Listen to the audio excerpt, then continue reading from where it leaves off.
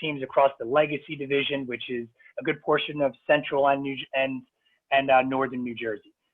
Owen has sold hundreds of thousands of dollars worth of Cutco personally, in addition to training many other successful representatives in his experience with us. So he's going to talk to you about expanding your network, taking your rec game to the next level. Cool. So thanks, Greg. So if you're on my team, some of this is going to sound familiar. I gave a talk on expanding your network a couple weeks ago at our team meeting, but I'm a firm believer that sometimes you need to hear things multiple times for them to really click. And I added a couple slides to the slideshow, and you're going to like them. So to start off, let me tell you a little about me. So just by a show of hands, I have like a grid up of everyone. Who here heard about the job from one of your friends? Just so I know, right? And did any of you at first think that it could be hard to find people to do demos because you're like, oh, my friend sold a bunch, right? Did any of you? I don't know. So my friend, when I started, who told me about the job, was at $542,000 in career sales, right? So I have no sympathy, right? And I would say my friend, he was really good, right? He saw a ton of people. There was like a point where I would say probably half of the people that I was calling were telling me that they already bought from Rob. I got to the point where I was lying. I was like, Rob's dead. And on his last wish, he said it's for me to see all his past customers, right? I actually didn't really do that, but I still sold a little under $30,000 in about 2 months that summer. I got really good at Rex at the end of the summer. And so you know how you guys have that app that keeps track of your referrals if you do a good job at updating it, right? Well, I didn't have that. And after my first summer, I went away to school and I had a notebook. I had a recommendation notebook, and my mom bought me a new desk and she threw away all of my recommendations. She thought that it was just an old notebook. So at the end of my first summer, I was at $30,000 in career sales. I probably had 2,000 or 3,000 referrals gone in the trash, right? And then my second summer, I started with one person that I knew. Rob asked me, my friend who told me about the job ended up becoming a district manager. He asked me if I wanted to move to Morris County. I started with one person that I knew up here, right? And I moved an hour and a half away from where I lived. I went into a contest period that summer, similar to the contest period that we're in. I started with 17 people that I could call, and I literally sat there and did an all-day phone jam with 17 people. So I called 17 people from my phone, and then we had 5 office lines, and I called them from every one of those lines, right? And then was borrowing other reps and I did an all-day phone jam, and I ended up booking 6 or 7 demos during that all-day phone jam. I literally memorized the numbers by the end of that day.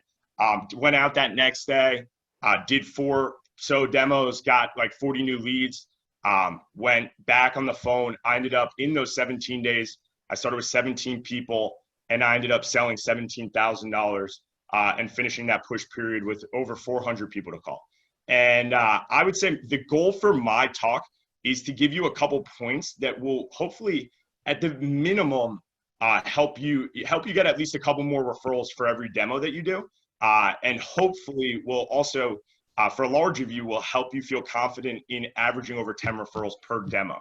And because to me, obviously everyone knows this, but referrals are the most important part of the job. And if there's a couple things that you tweak, I really don't think referrals are that difficult. So the points that I'm going to hit on are sharing your goals, having fun on your demos, getting good at the job, raising your enthusiasm, following, and I would also say on top of following the approach, it's mastering the approach, raising your standards, changing your mindset, handling objections, asking thought joggers, and recommending yourself. So the first thing is sharing your goals. And to me, this is the most important thing that you can do on your presentations. If you notice, the first thing I did on my demo was I told you a little about myself, right? And then I shared what my goals of my talk were, right? Because that's how important sharing goals are.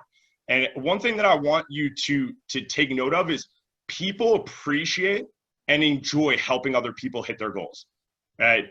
So a lot of you, the reason that you're not getting that many referrals is because people don't know what you're working towards, and they don't understand the value of how referrals can potentially change your career and the impact that they can have on you as a sales representative, right?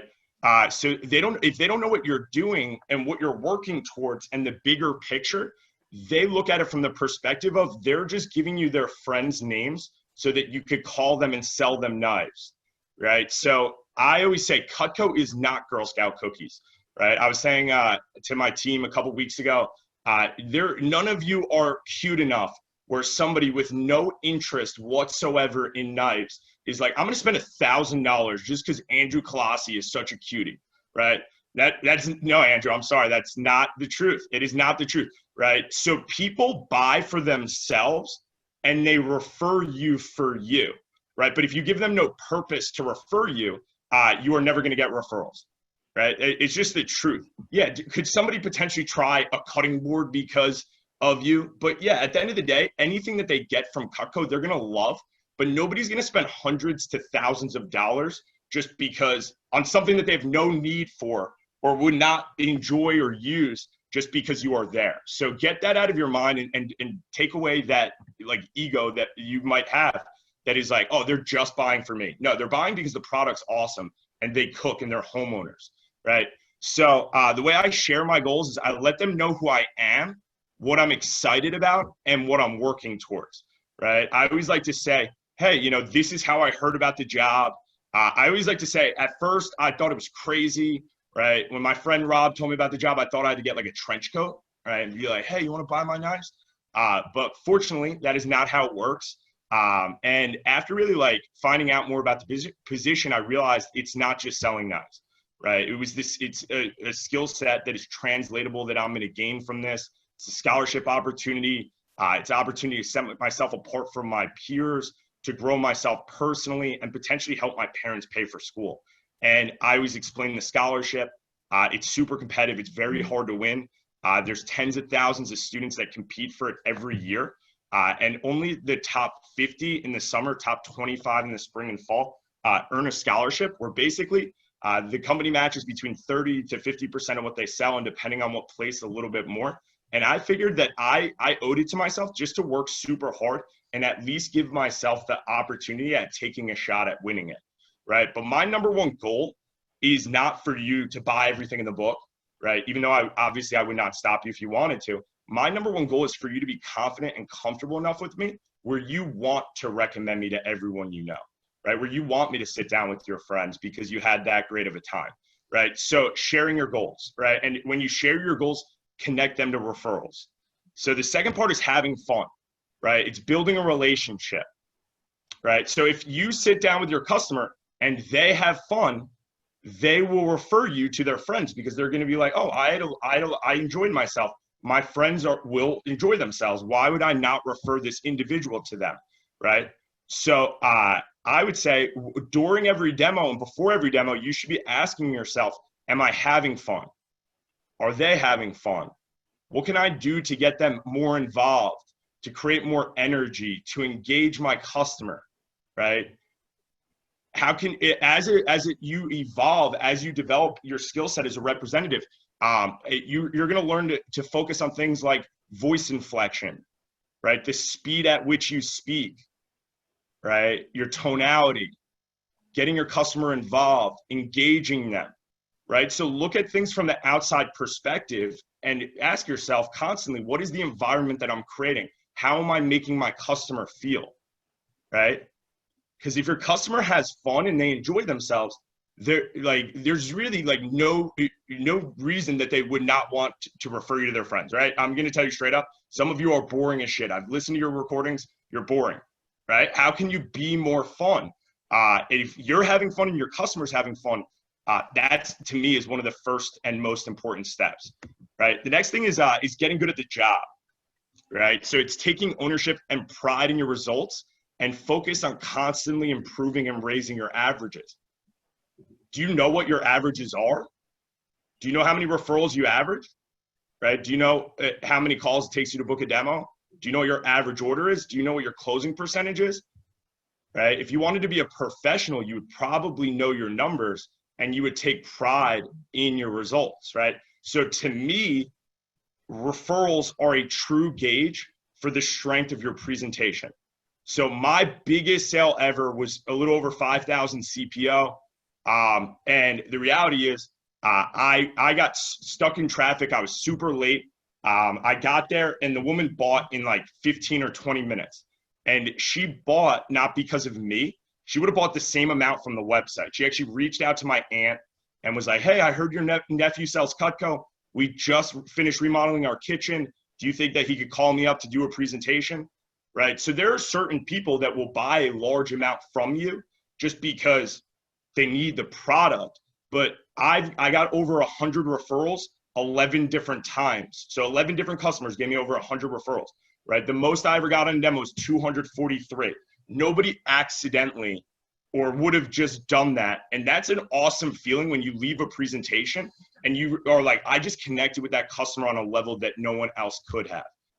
Right. So what are these, are, you know, like the standard or the pride that you put in referrals, right? Recs are the gauge for how strong your presentation is, right? The next thing is raising your enthusiasm. So this is something that I added to this that popped into my head last week when I was giving this, or 2 weeks ago when I was giving this talk. You want to know what was something that you could do to change your mental state before you ask for referrals? Before your referral approach, add to it, actually, hey, this is my favorite part of the job, right? And if you say that every time before you start asking for referrals, your enthusiasm and your mental state will change, right? And the energy and flow of your referral approach is going to increase, right? So too many times people get less excited when they ask for referrals, and it should be the opposite, right? So when you're dropping down to show the next set, right? When you go from the bigger sets to smaller sets, too many new reps, what they do is they lose enthusiasm, right? So they're like, hey, I wouldn't be doing my job if I didn't ask you. Would you like to try the homemaker? And the customer's like, no. And they're like, okay, well, we have a space saver, right? And it's like, how the hell can you get excited about that next set? Or can your customer get excited about that next set if you don't get excited about it, right? So you need to raise your enthusiasm for referrals, and that's where you need to be at your all-time high, right? How can people get excited about the impact that referrals can make on you if you can't get yourself excited about it, right? So your actions need to be congruent with your words. If referrals are the most important part of your job, you would know the referral approach the best. You would have the most energy and excitement for the referral approach, right? So this needs to be something that you're at your all-time highest energy, right? And it needs to be consistent no matter what happens before, right? So what I realized when I was a new rep was when I was a new rep, I got a lot of referrals when people bought like probably $400 or less. And what I realized is if people had no sales, there were times where I subconsciously, without trying to, I made my customer feel bad because I dropped my energy. Does that make sense, right? Like, so they're like, oh, I'm not interested. And I was like, okay, well, could we do referrals, right? Or there were also times where people bought, at first, like $500 was a lot to me. So if people bought $500, I was like, oh, did they already do me a favor? And I wasn't as enthusiastic for referrals. What I realized is I needed to be consistent and enthusiastic and high energy and ask the same way every time, regardless of what just happened, right? So if that customer said, hey, you know, I'm sorry, I'm not going to get anything today, I need to be like, hey, no, that's no problem. Do me a favor and pull out your phone and pull up your put me on speaker and pull out your contacts, because I have one more super important part, right? I needed to say it the same way, regardless of what had just happened, right? So the next thing is follow and learn the approach, right? It's impossible to be confident when you have no clue what you're going to say, right? And when you wing it on the spot, you say the dumbest, craziest things, right? Every one of you, right? So when you sound like a sketchball, no one is going to recommend you to their friends. It's like, hey, who do you know who maybe like to like see my knives and stuff? You know anyone? Do you? Or no, you don't? Oh, you don't know anyone. Oh, okay, cool. Yeah, no one I've seen this week has known anyone, right? It's crazy, right? Imagine doing a demo for someone and they actually knew no one, right? And meanwhile, like reps call me all the time and they're like, yeah, I just did another demo and they knew no one, right? And what that means that they didn't know anyone that they either thought was going to buy or that they would be confident or comfortable sending you to, because they didn't feel like you took the presentation that seriously, right? But if someone sees someone who has pride in what they're working towards and is excited and engaging and built a relationship and, you know, had fun, they're going to refer you to people at a high level. So a few years ago, a rep on our team made this, right? When the rep thinks that they're better than the script, right? 9 times out of 10, when a rep starts and they're not getting referrals, I quiz them. I'm like, hey, I know you're not going to be perfect at this, but to the best of your ability, do the rec approach from the top of your head. And what they almost 9 times out of 10, what they say is, well, what I do is, right? You see what or what I say is, or how I do it is, what that means is that they're not following the approach, right? And when you don't know what you are going to say, it is impossible to be confident in the next thing you're going to say, right? Like the person who has the most confidence has the most influence. So if you just learn and master the approach, it's like 7 or 8 bullet points, and that will take your referral game to the next level, right? The next thing is raise your standards, right? How many referrals do you consider a solid amount of referrals? All right, recs are for you, fight for them. Those couple extra referrals that you get per demo will often be they'll be your best ones, and those will add up dramatically over the course of your career. And my mindset is it's not about being pushy, but it's always about being persistent and passionate, right? So I always said things like, hey, like I know, you know, blah, blah, blah, but it would mean the world to me if we could think of a couple more, right? It could be the difference between me hitting my goals or falling short. The worst thing that someone could say is no, right? To me, if someone gave me less than 10 referrals, I felt like I did not connect with that person. That was my mindset. A good amount of referrals was like 30 plus, right? But if to you, a lot of referrals is 10, you're probably averaging 3, right? If a lot's 5, you're probably getting 1 or 2, right? If 20 is a lot to you, you're probably getting 7, 8, right? And the reality is the average person you're sitting down with has hundreds of people in their contacts. And it would take them 3 to 5 minutes for them to put 10 of them in an email or text you or put them on a form, whatever your office's approach is. And if it's not important to you, it's not going to be important to them. So raise your standard for referrals, right? The next one is big. And this is actually something that I added to the presentation, the slideshow. And I would say it's changing your mindset about referrals, right? So the most important parts of your demo, it's not the sale, right? So I would say the most important parts are connecting, having fun, and being the best advocate of the product by doing your best possible presentation, right?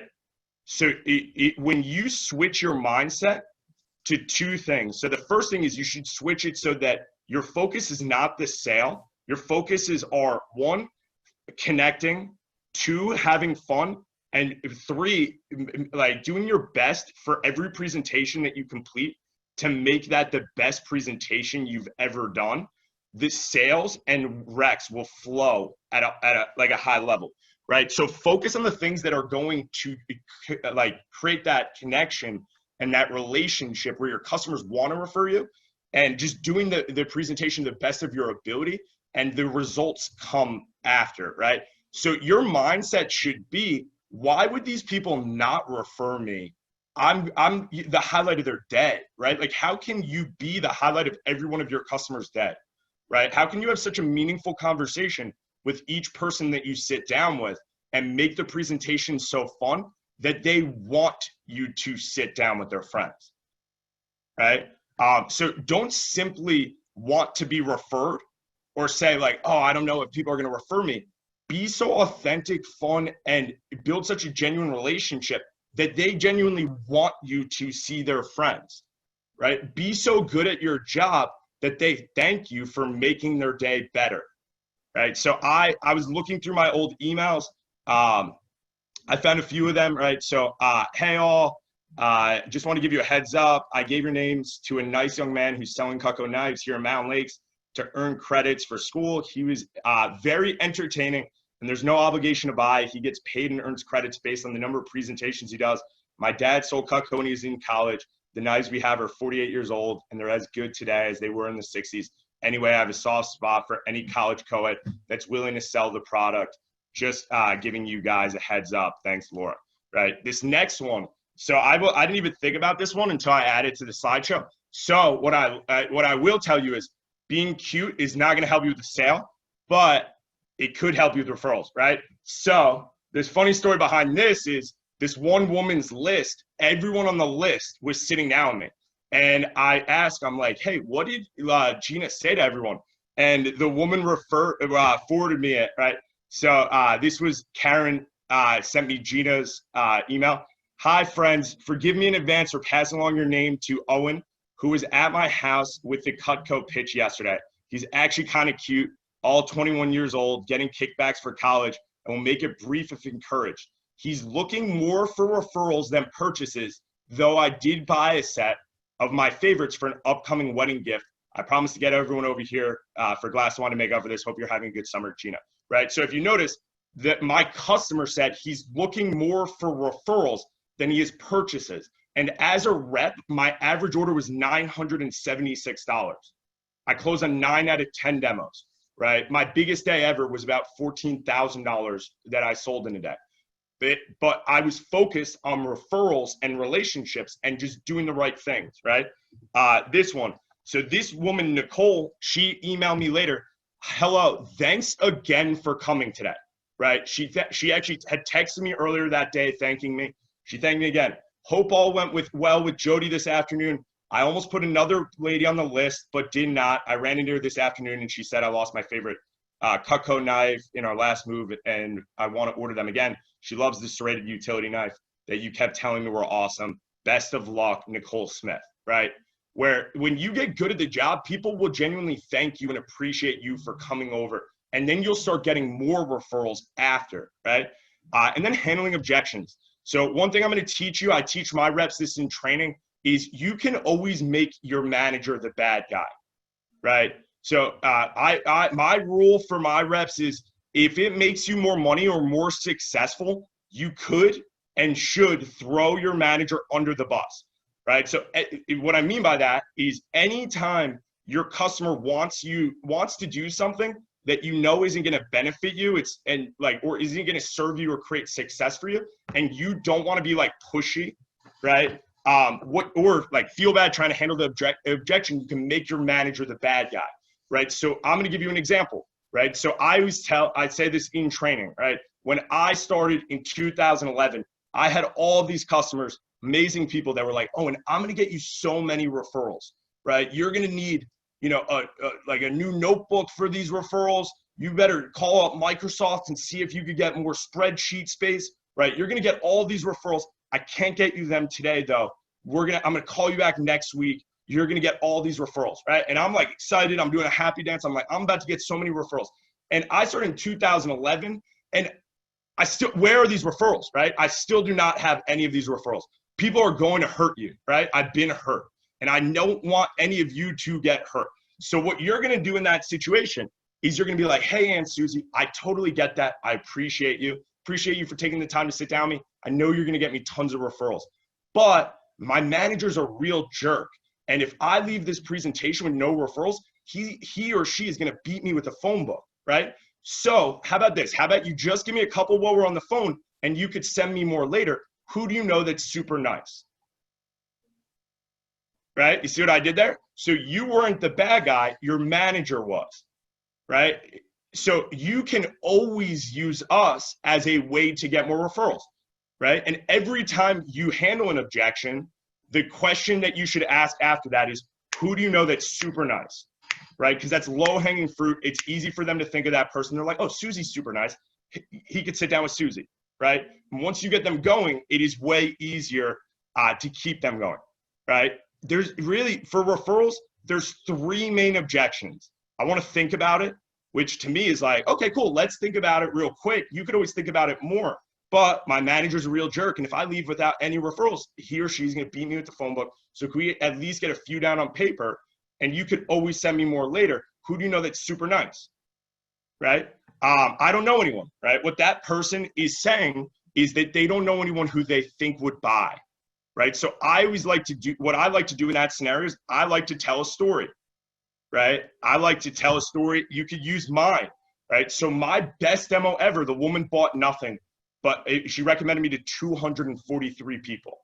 Changed my entire rep career. She got me into Short Hills. And she hand wrote 170, or she hand wrote 70 something. She highlighted 170 people in the Basking Ridge directory and said that I could use her name and call all of them. She got me into Short Hills that next week. And in 4 days, Monday, Tuesday, Wednesday, Thursday, I sold $21,000. Best demo I ever did, she bought nothing, right? You never know who is that person that could change your rep career, right? That could get you into that network that you build an amazing relationship with, that gives you awesome feedback, or that might be looking. The worst thing they could say is no, but it'd mean the world to me if we could at least think of a few, right? I don't like giving out names without asking, right? Or I want to talk to them first. Of course I want you to talk to them first, right? It would sound crazy if I called up a bunch of random people that don't know me and was like, hey, can I show you my knives, right? So I'm going to leave you with my email, my phone number, and I'm not going to be calling them for at least a few days. I'll actually give you a text that you could send out to everyone. And if anyone has any problems, you could call me, Skype me, email me, tweet me, Uvu me, whatever, and I'll cross them off my list, but it's the most important part of my job. So who do you know that just might be nice enough to sit down with me, right? Who do you know is super nice, right? So every time you handle an objection, you need to get right back into asking a question that is going to lead to them thinking of people, right? So I have two more slides. So the next thing is ask thought joggers, right? Who do you know questions, right? So every one of your thought joggers should start with who do you know, not do you know, right? Because they're not even going to think about it if you ask, do you know? You're automatically giving them that out to just say no, right? Who do you know, right? And you should know what networks you want to be in, right? What towns you want to do demos in. If there's any clubs or organizations, private schools, right? One thing that I learned this from my friend Rob. He was very good at networking and name dropping. And one of the things that I learned is learning how to network will solve all of your problems, right? So I've had reps on my teams before that have said, I really don't have that many people that will do demos during the day. And I always say, oh, do you ask every time you do a demo who they know that's home during the day? Right? Or I'm seeing a lot of people that are older, right? Do you ask them who they know that has younger kids? Right? If you want less price objections, right? Who do you know that lives in this town, or that's kids went to this school, or belongs to this country club, right? Networking is one of the most powerful things that you can learn to get really good at, and will set yourself up for a lot of success, right? Do you have a list of questions that you ask on almost every demo, right? I probably ask 50 questions per demo, right? Who do you know that loves to cook? Who do you know that entertains often? Who do you know has a second home, right? I always said to people, I'm like, hey, this is gonna sound funny, but everyone knows those people. Who do you know that likes to buy things, right? Everyone knows them. Hook me up, right? Like, I'll hook them up. We'll have a blast, right? Who do you know that you would send your kids to first if they were doing what I'm doing, right? Who do you know that would get me into the best network? Who do you know that's an unofficial marry or friend group? Who knows, like, everyone, right? Who do you know that likes to golf? Who do you know that kids went to or go to these schools? Who do you know that lives in this town, right? Who do you know that lives in this section of your town, right? And I asked so many questions that people never said, I can't think of anyone, right? Like, the objection that I got was, hey, Owen, that's like literally everyone in my contacts. I'm like, all right, cool. Well, 60 is a great start. So if I'm running low, I'll call you back, right? And that was my mindset. Like, referrals are not that hard if you're a likable person, right? If you have something that you're working towards, if you're passionate, right? Referrals are not that hard, right? And referrals can be fun. So I like to use little games, right? If someone said, if someone stopped, one of the things that I should have said earlier is always know how many referrals somebody is giving you, right? So, like, stay on the phone with them until they're done, and know how many you have. And literally, an easy thing you can always do is just say, okay, cool. Like, so they're like, oh, I wrote down 3 or 4 or whatever. Cool, can we do a couple more? right? Like that easy, right? If someone gave me 5, I hated odd numbers. I was like, Susie, this is gonna sound really funny, but I hate odd numbers. So like we got to get to we got to get out of odd, right? And so who do you know that like blah blah blah? And I gave him a thought jogger, and then we get to 6, and I'll be like, Susie, you're gonna hate me for this, but 6 is like my least favorite number, right? And then we're back on an odd number, right? We're on 7. Then we get to 8, and we're 2 away from double digits. And why would you tease me like that? We're 2 away, right? We got this together. We got at least 2 more, right? And I helped them get me there. I didn't just expect them to do all the work for me. Does that make sense? Cool. And then the last thing is recommend yourself, right? So stop expecting other people to do things for you that you are not willing to do for yourself, right? So if you only see 10 or 15 or 20 people that you know, how can you expect someone else to do more for you than you are willing to do for yourself, right? If you're not willing to figure out ways to put yourself in situations based on your existing relationships that will get you closer to your goals or the networks that you want to be in, why would someone else ever take the time out of their day to do something for you that you are not willing to do for yourself, right? So if you have no clue what it's like to fight for something or to build a big rec list, right? Or to really learn what it's like to thought jog and do all those things for you, you are never going to get strong with referrals. And I love the analogy of if you went to Las Vegas and there was a rigged slot machine and you had 300 times to pull a slot machine for free, you would pull it 300 times, right? And in this analogy, everyone here between your neighbors and your family and friends and parents, coworkers, and your ex-coworkers and sports and clubs and school, everyone knows way more than 300 people, right? But yet, a lot of times people see 10 or 15 or 20 people and then they start paying to play, right? The worst thing someone could say to you on the phone if you reached out is what? A lot of you probably think the worst thing that someone could say to you on the phone is no, right? And that's what I used to think. I used to think that the worst thing someone could say is no until a few people said, oh, and you should have called me last week because we just saw Rob and we bought the biggest set you have. I think it's called the Ultimate set, right? And I realized the worst thing someone could say is not no. The worst thing that they could say is you missed out on an opportunity. Like, why didn't you call me, right? Someone is going to see them. Why would it not be you, right? So if you spend a couple hours over the next day or two revamping your names list and working on getting numbers of people from your brainstorm list, right? You send out some messages on social media, and really build your list, you can literally make a huge impact on your summer, your success, your growth, your long-term financial freedom, just by investing a little bit of time and getting a little bit uncomfortable, right? So raise your expectations, change your mentality, develop your skill set, set yourself up for success, and let's crush this push. That is what I have, Greg. All right, let's give Owen some energy. Throwing some jazz hands in there. If you got some nuggets, I want you to post them in the chat right now. You know, what are some things that you got from Owen's messages? Thanks a lot, Owen. That was fantastic. I learned some new stuff from there that I could definitely get better at. What I'm going to do as we share our takeaways in the chat here.